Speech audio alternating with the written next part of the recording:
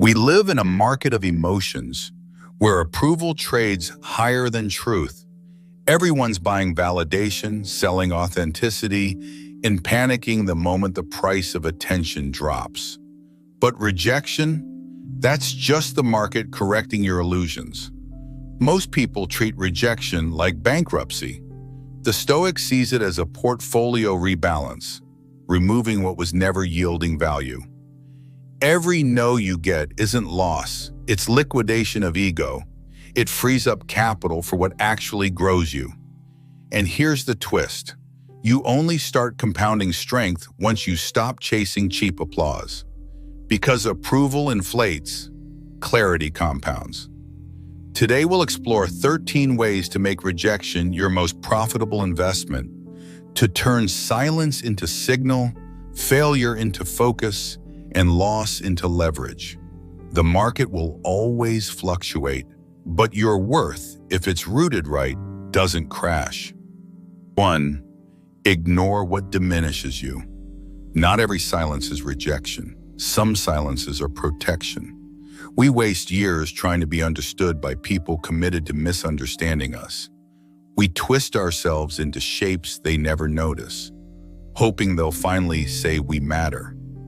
But when someone overlooks you, it's not a punishment, it's information. They're showing you where your energy no longer belongs. I once watched a wife who spent years trying to earn her husband's family's approval. Every choice she made, every word she spoke, measured, cautious, rehearsed. But the more she tried to please, the less they seemed to see her. One day she stopped explaining and simply started living differently, quietly with self-respect. And strangely, that's when they began to notice. Because dignity speaks a language louder than words. Calm. The ones who once dismissed you often return, not because you changed, but because peace became impossible to ignore. Stop chasing what makes you shrink. Respect isn't something you beg for. It's something you stop giving away for free. Walk away quietly, without anger. Peace doesn't need witnesses to be real. Marcus Aurelius once wrote, "The opinion of 10,000 men is of no value if none of them know you." So instead of proving yourself, test your peace. Go 1 week without explaining who you are to anyone and see how light you feel. Keep your dignity close, your distance clear, and your silence purposeful. Those who truly see you never need convincing. It's funny how peace always feels strange the first time you stop chasing someone. Ask yourself, who are you still explaining yourself to long after they stop listening? 2. Hold your center, not your tongue. Before 40, I was quick to strike back, believing that fast reactions prove strength. But nothing exposes weakness faster than losing your calm. It took me nearly half a lifetime to learn that real control doesn't shout. It breathes slowly. When people dismiss you or twist your words, silence becomes your defense. You don't win respect by reacting to rejection. You win it by staying rooted when they expect you to break. Now I understand, silence isn't fear, it's timing. Every anger has a lifespan. If you don't feed it, it dies on its own. And each time I choose calm over noise, I feel a quiet kind of power. The kind that doesn't need to win every argument, only the war within. When someone dismisses you, don't rush to defend your worth. Pause. Let the dust of emotions settle before you speak. Calm isn't passive, it's precise. It's the difference between reaction and response. In a world addicted to noise, composure becomes rebellion. You don't need to shout to be heard. You need to mean what you say. Epictetus said, "No man is free who is not master of himself." Freedom is not in silence or speech. It's in knowing which serves peace better. These days, I just take a walk, let the noise pass, and somehow the answer always shows up on its own. The Stoics never said to mute yourself forever. They said to master the art of when. Sometimes you walk away not because you're weak, but because your silence is worth more than their chaos. The moment you stop explaining yourself to noise, wisdom starts talking back. Hold your center. Even storms lose interest in trees that don't sway. 3. Delete the loop in your head. There's a man I know who argues with ghosts. Not real ones, the kind that live inside memory. He replays every conversation where he felt small, rewriting what he should have said, winning battles that no longer exist. By midnight, he's exhausted. From a fight no one else remembers. We all do it, don't we? We drag the past into today like a bad habit. We replay, rehearse, regret, and call it thinking.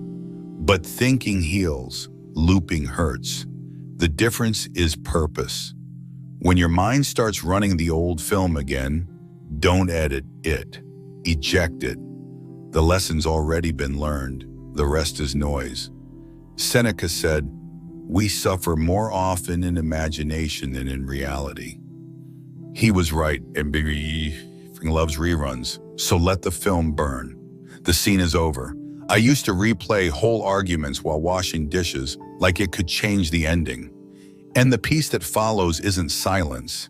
It's the sound of life continuing without the echo. And here's the irony. We never win those imaginary arguments anyway. The perfect comeback always shows up 3 hours later in the shower. If that's ever happened to you, you know the pain. The mind is a comedian that never stops performing reruns of your worst scenes, unless you change the channel. A rejection is like missing an elevator door that closed too fast.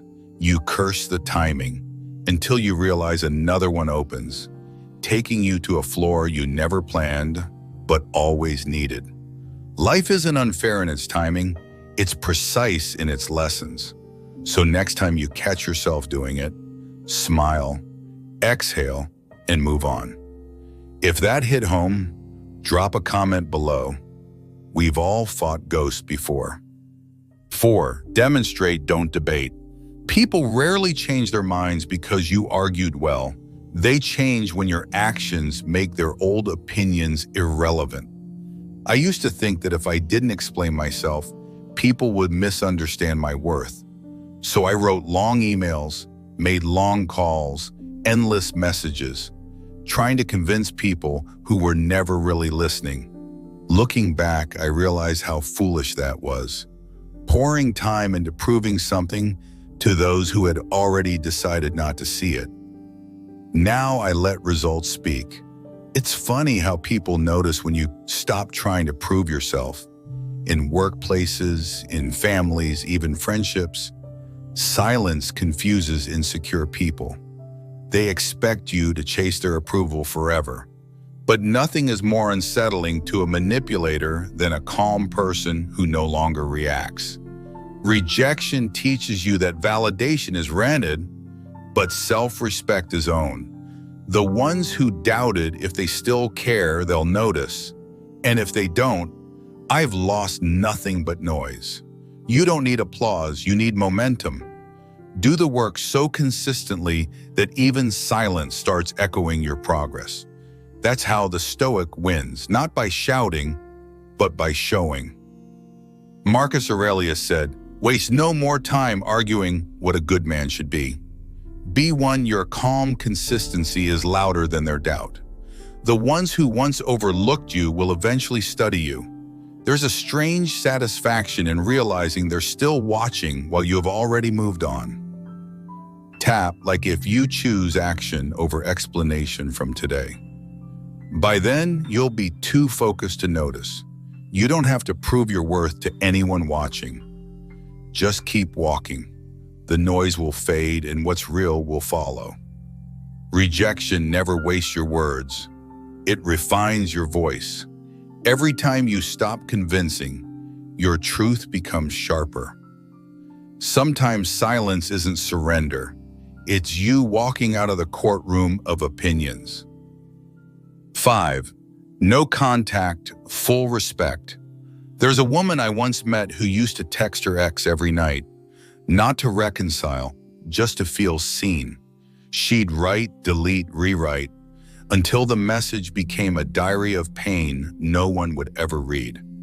One day she stopped, not because she stopped caring, but because she started respecting herself more.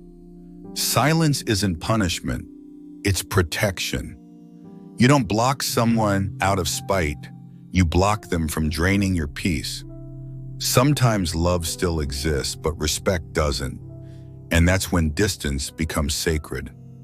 Anger is like coffee out on the table. The longer you hold on to it, the colder and more bitter it becomes. Letting go isn't weakness. It's knowing when the warmth has served its purpose. Some things are meant to be sipped, not stored. We confuse staying with loyalty when sometimes leaving is the only act of honesty left. Love without respect is like music without rhythm. It drains instead of healing. Protect your peace the way you'd guard something sacred. Not everyone deserves access to the quiet parts of you, especially those who only visit to make noise. Marcus Aurelius wrote, "The best revenge is not to be like your enemy." Walking away isn't weakness, it's wisdom dressed as quiet. When you no longer respond, you're no longer controlled. Some goodbyes don't need closure. Tonight, try one. Delete a message you have rewritten 3 times. Let silence send what words never could. They need peace. And peace begins the moment you stop explaining your worth to someone who's already proven they can't see it. 6. Let your craft answer for you. When people doubt you, they expect a speech. The wise give them silence and results. We've spoken of silence. Now let's talk about proof, the kind that can't be argued with. Steve Jobs didn't argue when Apple fired him. He didn't write angry letters or go on interviews defending his vision. He built Next. He built Pixar. There's something poetic about that. Rejection created a renaissance. What looked like exile became incubation. Every no is a sacred space between endings and mastery. A quiet interval where the world stops listening so you can finally hear yourself again. That silence is where great work is born. And when he came back years later, he didn't need to say, "I told you so." The world was already using his ideas. You don't have to convince those who dismiss you. Some truths can't be explained. They can only be demonstrated over time. Their disbelief is not your burden. It's your freedom. Every no clears space for focused work, for mastery, for craft. Noise fades, skill compounds. Epictetus said, "Don't explain your philosophy. Embody it. Your silence, your consistency, your craft. That's your statement. Keep building." It's wild how peace grows the moment you stop refreshing your notifications and start refining your work. Because when excellence walks into the room, explanations leave quietly. Subscribe if you are ready to turn rejection into a masterpiece. We've made it halfway. Take a breath. If you've learned to liquidate your ego, now you'll learn to invest in joy. 7. Choose joy on purpose. Rejection doesn't always look like heartbreak. Sometimes it's just being invisible in a crowd. Every morning, a bus driver in my old neighborhood would sing, not well, but loud enough for half the street to smile. People boarded his bus tired, anxious, scrolling through bad news. And within minutes, someone would start humming along. Maybe he'd been ignored his whole life. Just another face behind a wheel. But joy was his answer to rejection. His way of saying, "You can't take my spirit, even if you overlook my name." That man had nothing luxurious, just rhythm, sunlight, and a choice to carry joy instead of complaint. And that choice made everyone's day lighter, including his own. We often wait for joy to arrive as if it needs permission. But joy is not a gift. It's a muscle. You strengthen it every time you look for the good before the perfect. Seneca once said, "A wise man is content with what he has, never mourning what he has not." That driver understood philosophy better than most scholars. So, sing badly, laugh early, find beauty before the world tells you where to look. Because happiness isn't found, it's built one small decision at a time. Try it tomorrow.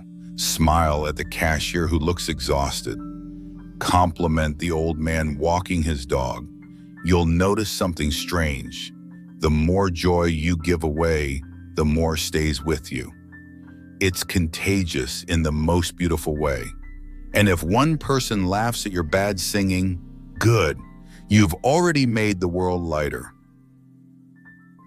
8. Build status by building others. Status built on comparison collapses fast, but status built on contribution never dies.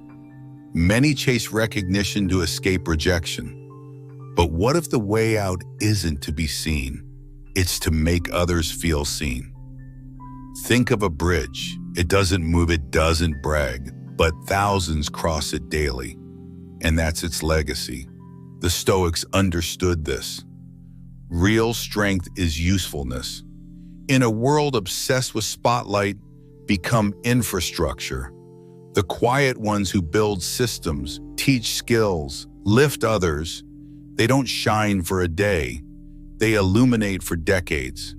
The quiet mentors, the ones who'd never ask for credit, they build civilizations quietly. The world remembers names for a moment, but it lives on foundations forever.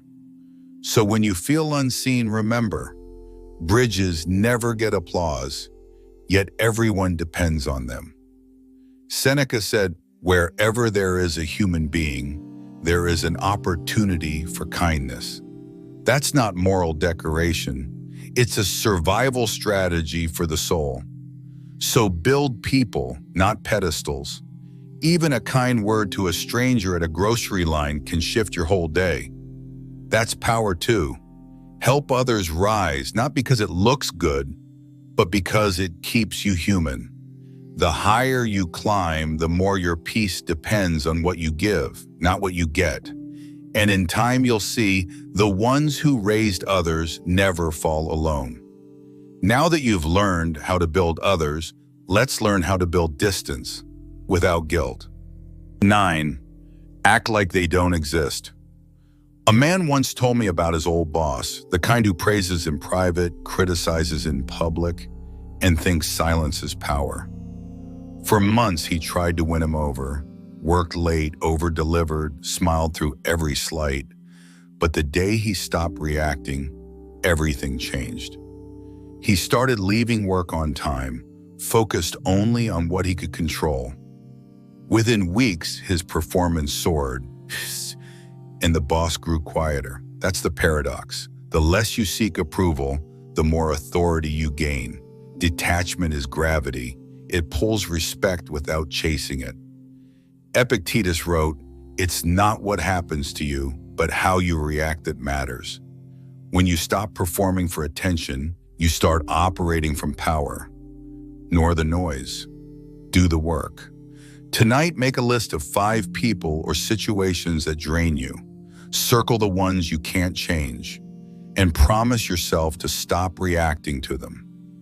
It sounds simple, but it's the hardest detox you'll ever do. Attention withdrawal, drama fasting. Most people can't last 24 hours without feeding the noise. Try it for a week. Treat your peace like your last paycheck. Spend it wisely. The return on peace will surprise you. You'll feel lighter by morning, not because the world got easier, but because you stopped renting space to noise. It's like cleaning your phone's storage. Suddenly there's space again. Let those who overlook you stay behind. You're not walking away in bitterness, you're walking back into alignment. Subscribe if you're done performing for approval and ready to build strength that doesn't need an audience. Join this tribe, the quiet ones building strength without noise. 10. Silence with a spine. They'll call your silence weakness until it starts haunting their noise.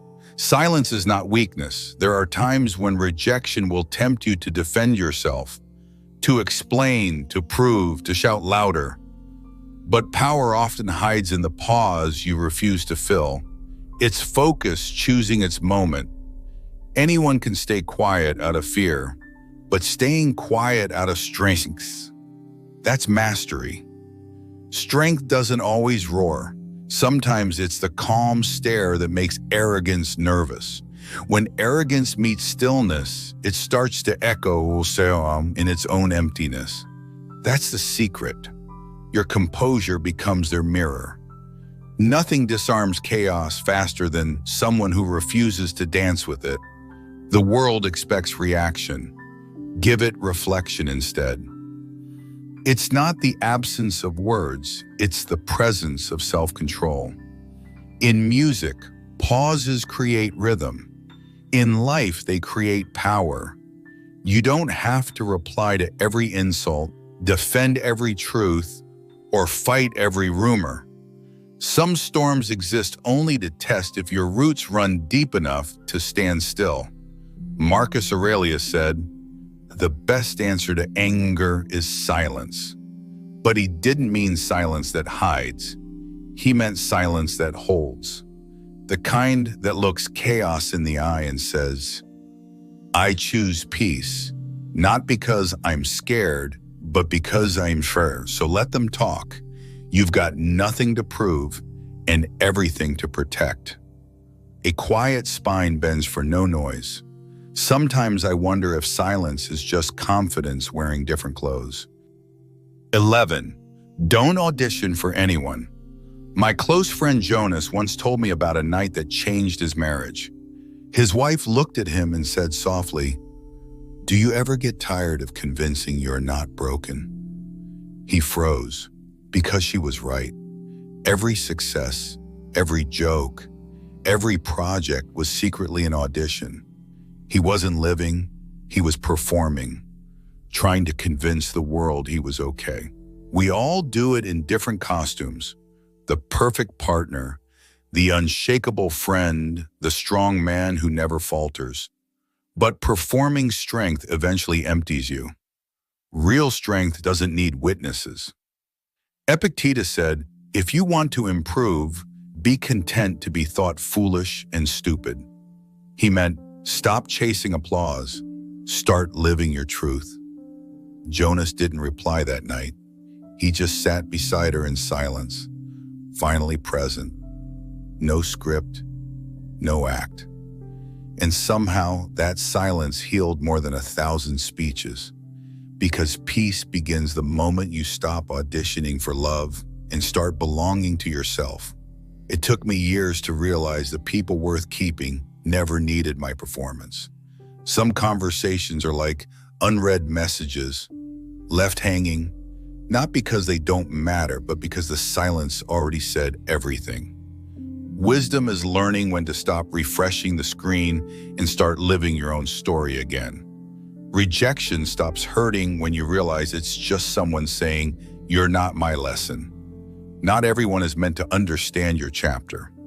Some are only meant to read the title and move on.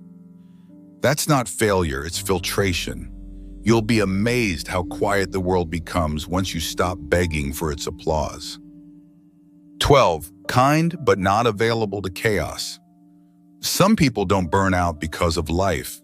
They burn out because they never learned to say no. There's a man in my old circle who couldn't say no. He helped everyone, coworkers, cousins, even people who only called when they needed something. And for a while, he was proud of that. Sometimes rejection is protection, the world's way of teaching you who doesn't deserve your constant yes. If you don't set boundaries, life will set them for you, painfully. Until one day his health collapsed, and the same people who drained him vanished overnight. Kindness without boundaries isn't virtue. It's self-abandonment. Helping everyone isn't noble when it costs you the parts of yourself that keep you alive. Sometimes you have to schedule your peace the same way you schedule your meetings. Unavailable is not rude, it's responsible. You can't pour from an empty cup, especially if everyone keeps refilling from it but never washing it. You can care deeply without being constantly available. You can love someone and still say, "Not today." Stoicism never taught indifference. It taught proportion. Marcus Aurelius wrote, "Be tolerant with others and strict with yourself." That doesn't mean to be a doormat. It means serve from fullness, not exhaustion. So be kind, but let wisdom be your gatekeeper. Because if your compassion has no filter, chaos will always find a way in, and peace is too rare to give away that easily. I once said yes to everyone, until my body started saying no for me. 13. Keep your struggle private, faith public. Years ago, I sent my first design proposal to a major client. I waited 3 weeks and finally received one cold sentence. "Not what we want." No feedback, no explanation, just rejection. That night, I almost deleted everything. But the next morning, I opened that same file, stared at the lines I'd drawn, and whispered to myself, if they don't want it, I'll create something they'll regret turning down. A year later, that same design won a national award. I never needed to send it to them again. They saw it anyway. The truth is, rejection only stings when you're still measuring your worth by access, not impact. Once you learn to build from purpose, you stop keeping score. Let them turn you down. You'll turn it into art. Every masterpiece begins with someone saying no. Epictetus said, "Make the best use of what is in your power and take the rest as it happens." And that's exactly what he does. He shapes the wood, not the wind. The world outside is loud, always selling opinions. But in the stillness of honest work, the truth doesn't shout, it glows. Your struggle doesn't need to be broadcast. Your faith doesn't need permission to stand. Just keep building quietly until the light from what you've made speaks for you. The funny thing about quiet work is people call it luck when they finally see it. The world will always measure you by noise, by numbers, by the applause you collect. But those things fade, they always do. What endures is the quiet work no one sees, the self-respect that doesn't need an audience, and the peace of knowing you no longer trade your soul for attention. Let rejection refine you, not define you. Let silence rebuild what the world misunderstood. Maybe rejection was never meant to break you, just to tune you into a higher frequency. And when they finally notice you again, you'll already be too free to care. You began in a market of emotions, where approval inflated and truth deflated. But now you've learned the ultimate trade, exchanging noise for clarity, ego for growth. Rejection isn't an ending, it's life editing your story for clarity. The people who walked away were just punctuation marks. The sentence continues. Keep writing, keep showing up, keep choosing peace over performance.